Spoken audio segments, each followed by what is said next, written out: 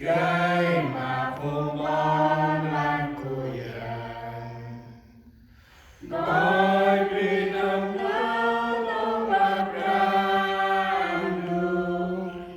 Muntre mapangkut putih Lawan magrandu ng kadro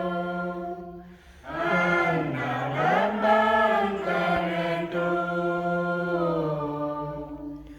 Goi pinaplay kwan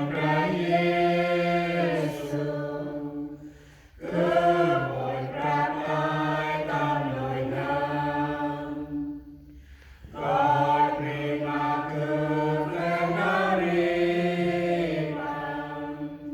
Klay lan malen ng koin Goi primakut sa tandempan Doon pangkutan ekran Puang sit naman sa tandempan Dialapan ko'y dalangon Goi pinagdang pagkupakan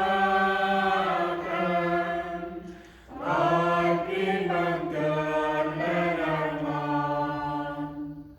Malanaw pumagramon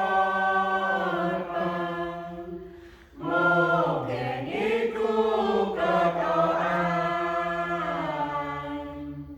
Goi pinaplay kwan Yesu